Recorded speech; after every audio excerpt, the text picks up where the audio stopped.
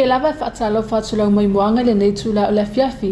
Alo mai e se whaopoponga fo ile nei o lau Samoa Taulogologo.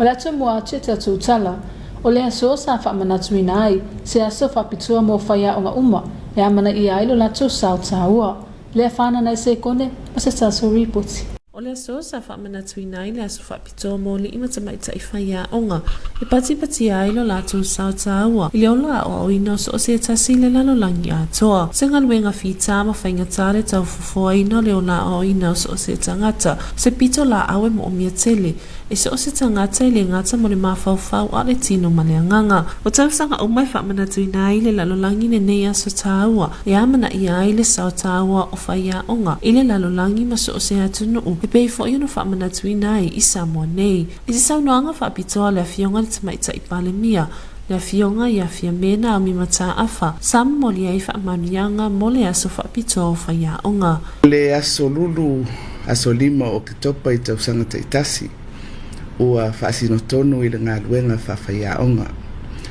Mo so se tasi sa ngalue, o loo ngalue, whapefo i la tau o loo langolangoina le ngā luenga whawhaia onga. O le upu e whai i le whaiva o lumu mo le whao seu, ua se tongi le seu na langatila, ua e whapulou i le tualima, ua whamalo le whai o le whaiva. O ngā luenga whawhaia onga e le tau whaailoaina le tāua, i le whawhaile leina ma le tapena ina o whanau mo se lumana i manuia, o so se atunu. Peitai, o le tau awaina o lea whaalupenga, e le o se tu whaingo fie. O le nei tausanga o se tausanga e whaingo tātele, o awhianga o le Komiti Faamisionare. Mai le ngata i lea, ai o le whaatinoina o fuafuanga te tele, mo aonga ai maise i tūlanga tausu enga mai loilonga. O nei swinga uma e iai le talitonunga i le mawhai o na le lei ma mautu. Pea whai tātou te le ngā rulu e whatasi. O le mata ngā ruenga, o asiasi aonga, o pule aonga, mawhai aonga. Ia o te whaatusaina i le uto ma le maene o le upenga. E ui na le whea ia hai, ai mo o mia e le tasi leisi, ina ia maua ai i a o le whaiva. O le tātou whautasi e alo i luma, mai e mo o mia uma le tātou au waa, ina ia se e le lei ai ma babe tau nuu manuia ai le tātou whai ngā malanga. O lau whaamalo si au, ia o tātou ngā lulue whatasi, ina ia si itia, le tūlanga tau awa onga mo le whanau.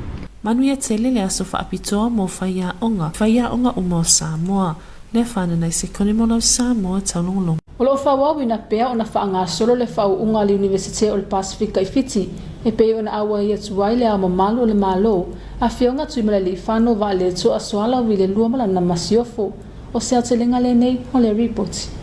O lo whaanga solo pea le whaatinoina o le whau unga tele le Universite o le Pasifika i Fiti, e pe o na amatalia inina yaso watua nai, ma o le aso sa tau au ina i nisi o whailonga, ma tusi pasi tau aloa a e na whamanueina i whailonga, e ai nisi o whailonga whaafatuanga, o whailonga ma tā upu tau le sio manga, o whailonga ma tusi pasi le whaasaya nisi, tusi pasi mo susuenga mai loilonga whaale nātua ma sio manga, tusi pasi i tū tau whaapisi nisi, tusi pasi i tū tau whaatekonolosi, o tusi pasi i tū tau inisinia, o whailonga i tū tau mathematika, ma nem tā upu tau whaasaya nisi ua tā ua o le physics. O lo a waila whionga le ama malo le malo, a whionga tuimale li whano wa le tu a soala vile lua, malana masiofu, e a waila nei wha moe moe, ma o se wa ainga winga e se fo i lea tānu o na tau whia nei wha moe moe nga uma, ona o le tāpuni ai o whamalanga inga ona o le wha ma e COVID se funu mani hiva. Sa tau au ina e le whionga le ama malo le malo, nisi o wha ilonga mo lea wha unga tele, o le Universite o Pasifika i Fiti, o se tasi le o Universite o lo o hao tawina i le tele o alonga whanau se tātou watunuu, o lo mawaina vanua wha scholarship,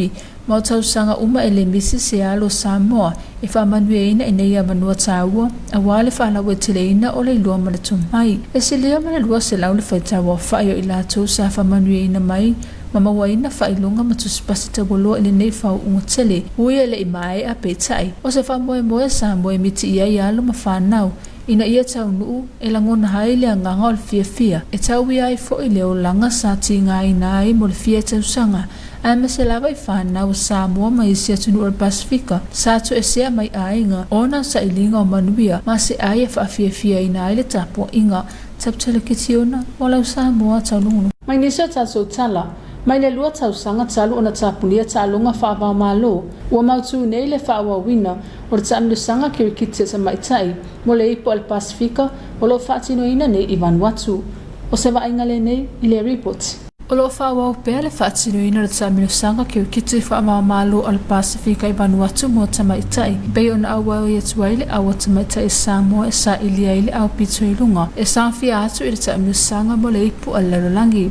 O se tasere nei o manu lauti o lo tau mawhaile aso se kirikiti e whaamalo sia ina ia una ia whanau mai e o lo o iaile anga wa amarata leni ina ia whinau mo wawanoa e awa iai i au while e Samoa o lo o whai mafua tau momoli i whaalanga mai tau sangata itasi o le masi i atu le awa tamaita e le o se whinau nga whaingo fie o mata wina fo ile le lei uma o au ina i ona po wa whaafainga tai o na whaato i lalo ina le telo au. Pe tai ile na nauta inga lava ta me tai o tatou au. O le afo i mai masitali whaafifia ina ile tapo inga Samoa. O le amatali ai le ne taamile sanga. E se o wha lava au le o mautinoa le au wai ne taamile sanga. E ile au tamai tai e fiti. Vanuatu, Samoa ma Papua New Guinea.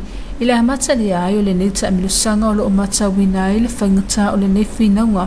Ile vao nei au e pei una ia ile aso muamua o le aso na nafilea sa mai tau ina ile manu malo wai o Vanuatu ile au Papua New Guinea ma le au Samoa o lo o moli mawina e tau sanga umatalu o na whaavai e taamino sanga o lo o anga inga ipea iluma tama whainga au ta itasi ile tau sanga nei foi o lo ia ile talitununga ina ia si itia se whaatinunga lele ili nei foi tau sanga ai mai se o se urua i taimilia o le nei taamilo sanga talu ona tapunia lava ama whemalanga inga whaava malo o na oia inga o COVID se furu maleiva. Mai nei taamilo sanga tau sanga taitasi e toa whalava tu mutu al Pasifika e awa i nei taamilo sanga e au fia i Samoa fiti Papua New Guinea Vanuatu. Ma o nei taamilo sanga taitasi lava ona whaatino ina i le tau sanga ma o lo tali malo i nei Vanuatu le nei tau sanga.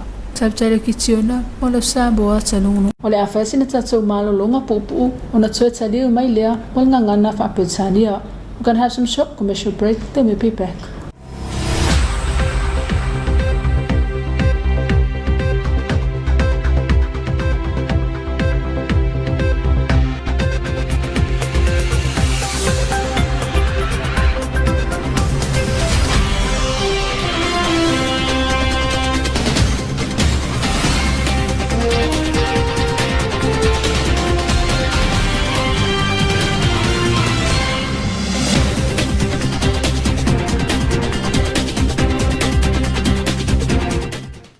E tāua le tāpena masauni i teimi o mala whaala nā tura i teimi uma. O ta iala mo le mautinoa le mala puipuia ma le saonga le mua tau mawha i teimi uma. Vaianga mua. E tāua le fufuru mamaori mo te ngata olo o te pena ina tau mawha. Fufuru mamaori ma pe au maona whaonga ina le whale le tāua. Ia mamā masaonga le muno o whaanga. Ma mea whaitino olo o whaonga e ngā sese tau mawha peo naifi. Lau papatipi mea ai ma apa olo o tewi nai tau mawha. Ia mauti noa le malu pui o mea tau mawha mai ni seti whaalafua e pei o lango. Monga mai si e whiawea ia si a mai awhia ili soifua maloloina. Vaenga lua. Ia whaamvera le li tau mawha e pei o ano manufasi. Ma tau mawha e maua mai le sami maisi. Whapuna le li tau mawha e pei o supo maisi. Ia siri atu le fitsa furu tikiri le vevela. Whaongare fua vevela pe a whai o iai. Ia whaavevera le li tau mawha vela ia mauti noa. Ua pepe uma si a mai awhia ili soifua maloloina. Vaenga tolu. E le fautuaina le toe teo tau mawha o mono whaavela i sino whaanga vevela i tutonu o le lua i tu la pesi atu. Ia teo tau mawha o mono whaavela i le pusaisa. Whaavela le li tau mawha o mono whaavela au le i laulawina mo tau mawhitanga. Aua le tua tau mawha i se taimi umi i le pusaisa. Ia vavena whaonga mea tu aisa. Vaenga wha. Whaonga vai whaapuna masua vai whaamamai ngā se tau mawha. Fulu mama fuala auto mafamata mafuala wa ina faisua mo ngā senga. Aua le whaonga ina tau mawha wa umale aswe mutaile au ngā. Moni si whamtalanga whapso taile matanga luenga le sui fua maloloina le telefoni ono walu tasi o.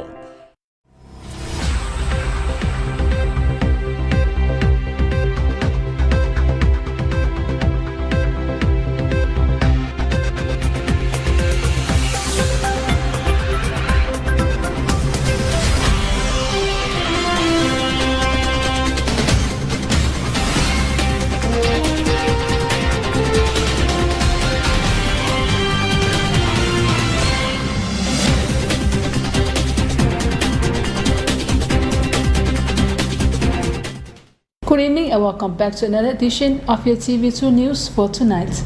Leading our bulletin, today is the World Teachers' Day, as was also celebrated in our country today. Lefanane Sekone with more on this report.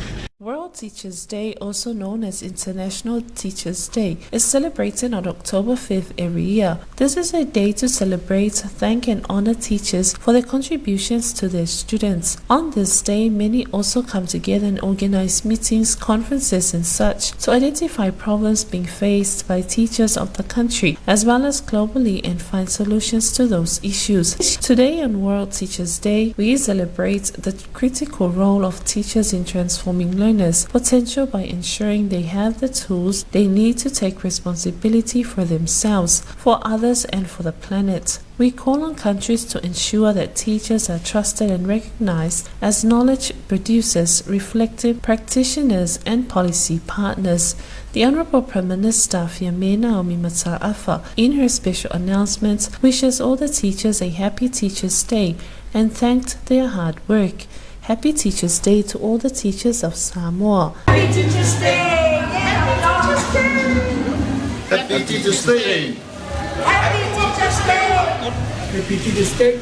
Lefanane Sekone for your TV2 News. The University of the South Pacific in Fiji is still continuing its graduation today, and our head of state is attending this special occasion.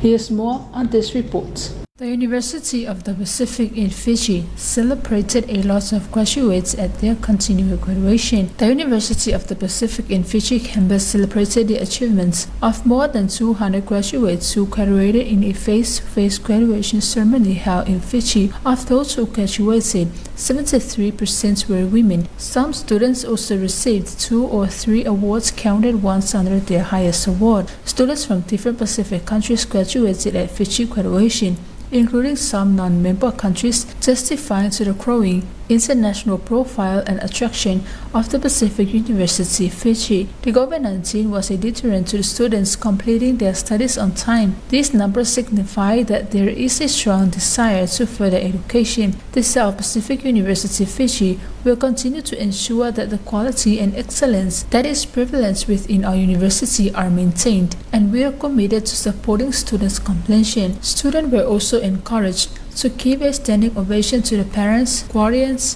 families and friends who supported them during their studies, as well as to the hard-working staff. As we all know that there are lots of our local students who are studying at the Fiji University, as they recently graduated from the School of Agriculture, Geography, Environment, Oceans and Natural Science, School of Business and Management, and the School of Information Technology, Engineering, Mathematics and Physics. Our head of state attended to witness this special occasion and to show our students who graduated that we supported them for a better of our country. Taulogologo for your TV2 News. In other news, for the last 2 years, the Pacific has been starved of live international sports because of the pandemic, and plans for a Women's Cricket Pacific Cup have been on hold.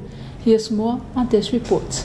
For the last 2 years, the Pacific has been starved of live international sports because of the pandemic, and plans for a Women's Cricket Pacific Cup have been on hold. But now at the last, the inaugural tournament is going ahead with Vanuatu playing host to Samoa, Fiji and Papua New Guinea. Samoa is now participating to the Pacific Cup tournament as one of the 4 Pacific countries that are competing for the Pacific Cup tournaments as of yesterday. The Women's Pacific Cup tournament has finally started, competed by 4 countries. This tournament is scheduled from the 3rd to the 7th of this month. Vanuatu Cricket Association is all set to host the inaugural edition of the Women's Pacific Cup tournament. This event features Vanuatu, Papua New Guinea, Fiji and Samoa competing in a double round-robin group stage format competition, which will then have the table toppers claim the title. The last ICC Women's Tournament World Cup East Asia Pacific Region qualifiers were cancelled due to travel complications following by the COVID-19 pandemic. Host Vanuatu and visitors Fiji and Samoa last played an international game back in 2019 during the Pacific Games Women's Cricket competition, while Papua New Guinea have become a regular feature in the ICC World Cup qualifying events, having played in the 2019 and 2022 qualifiers. years. Unlike the other 3 nations, the Papua New Guinea have been in action recently at a tournament's World Cup qualifier in Dubai. Unfortunately, results there didn't quite to go their way, so there might just be an opportunity for their lower-ranked opponents to catch them off guard.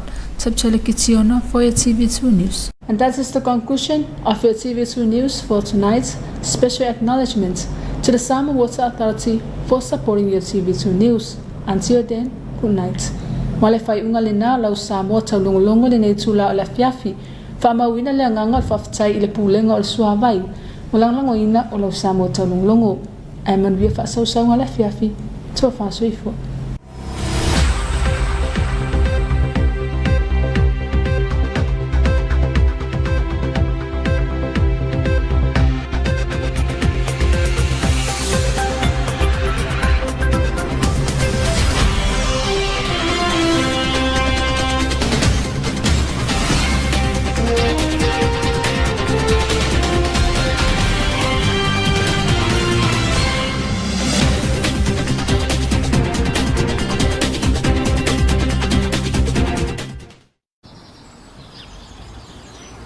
Tama, e iei se mea whale tonu lau pili. Aia, o ke lele on mako pili ma single nge. E ono mafua ona iei ni liki tu tonu lo whanua. Ea? E mawhai ona siaki le whanga ina lea lau mita. Whape whiang whangamea? Ta pe umangutu paipa, siaki lau mita le suawai, ai a whai o ta avili pea, o lo na wingo o lo iei ni liki, o liki maasani au fia ai.